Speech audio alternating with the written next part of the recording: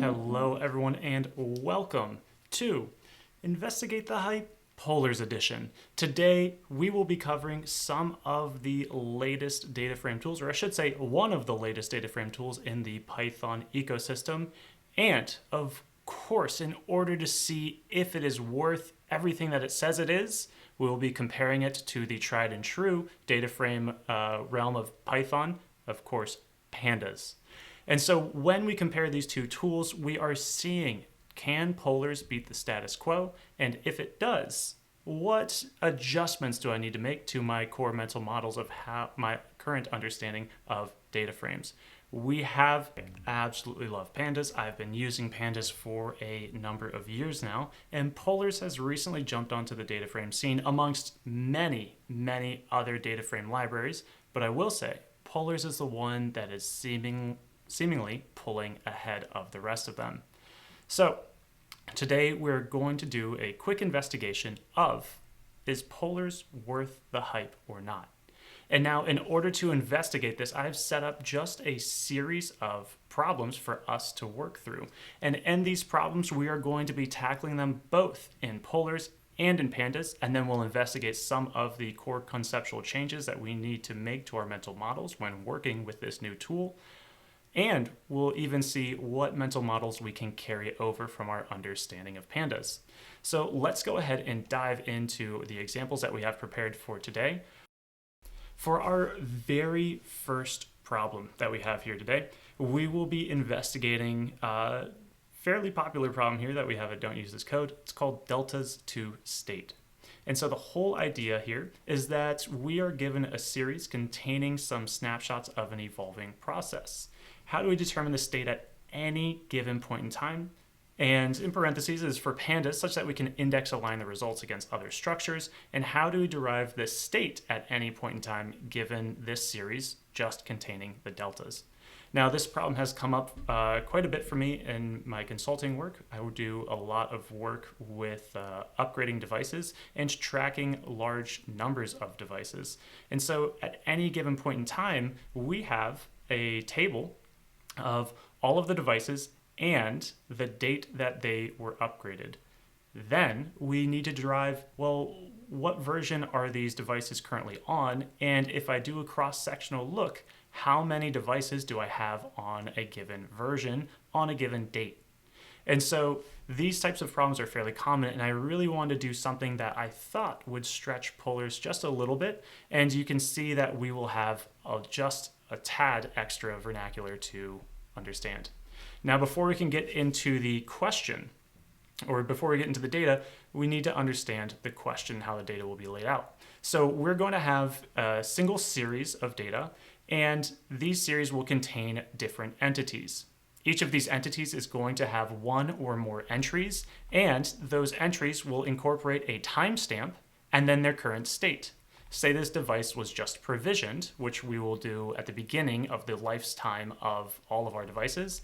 Then, once it's provisioned, if it gets cleared, then it will be deployed. And deployed meaning it will also be in use.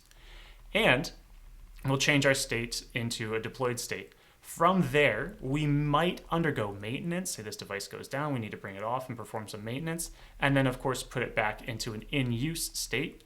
And at the end of its lifetime, once we are finished, or there's no point in performing any more maintenance on this device, we will go ahead and decommission that device. And so the data set that we have here is all a simulation for creating these devices. So I'll go ahead and print this out so that we can see the data that we have at hand. You see I'm using pandas and a little bit of a simulator or a generator here to create these processes and make them as random as possible. We want good simulated data here to work with. But you can see I have a multi-index with my first level being my device, my next level being my state, and my values are the actual timestamps that these upgrades were performed. Now, we are, of course, using the pandas index. We always want to make sure when we're using pandas, we abide by the rules of the index and we take advantage of that because we can really reduce the amount of code that we have to write. However, this out-of-band encoding of values in a column versus values in an index is something that we need to keep flipping back and forth between, especially if our values are not necessarily just something that we use to locate, right, such as our index, but are also values in themselves. And I think a great representation of this, where you have both values that should be part of the index, but values that can also be used to compute true metrics, are timestamps or time series data. And the reason I say that is because, well, you could see that it would be very useful for me to have time as my index, and I could do something like a dataframe.lock, anything from 2020 of May forward. That would be a very useful query to run. But my time can also be treated as a value, because I could do something, I could shift all these values, and then I could subtract away the time from the preceding to get deltas. Deltas being a duration, right, an elapsed duration of time. And so it becomes ambiguous. Is time going to be part of something that I want to query on, or is time going to be an actual value that I want to perform computations on? And whenever we get into this dichotomy or this ambiguous state in pandas, we always let our analysis guide us. Sometimes we will only need time to be part of the index because we only want to perform queries on it. Other times we'll want to have time as part of the values so we can perform computations on it. Not all the time will we need both. I'd say that's the rarer case, but it does happen. And that's why we do have methods like reset index or set index with append, so that we can easily flop two entities or a single entity in and out of the index. So if I want to find out the answer to one of my very first questions here, let's see what we have in store. My very first question: how many devices are deployed but not yet in use at the end of each month? Now, this is interesting because I need to resample this data in order to figure out what's the end of the month. And there's so many different ways of doing that. I could create a date range, right, with the end of each month using a month end date range. And then I could re-index my data onto those, or maybe use a merge as of in order to find the nearest data points to that merge as of. Or I could just resample my data and kind of floor, or I should say actually ceiling everything to the end of the month. But we'll see how we end up approaching this. Of course, the very first thing that I'll want to do is actually just read in my data.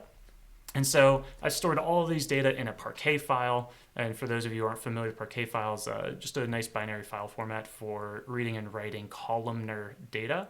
This allows you to extract single columns, and you can even push down queries into the Parquet reading interface. Pandas, by default, will pull out all of the columns and all of the rows from a given file. And so I can actually make queries right within the Parquet reader that way, these data that I am not intending to use won't even touch the Pandas runtime. But we'll go ahead and we're going to pull out all of the data here. And you can see I'm playing around just a little bit with my index. I've actually swapped my state and my time. And I'll show you what this looks like before. These were my original data. And I'll just do a dot head here so you can see all of just the first 5 rows. Before I have my time as my values, but I'm thinking, well, if I want to do something at the end of each month, this is going to require me to perform some type of slicing or some type of querying. And so I'm probably going to want to treat my time as part of my index and my state as my values here. Now I'll want to actually go ahead and figure out some binary time series. This signal is complex, it's multi-state, and these states are not mutually exclusive.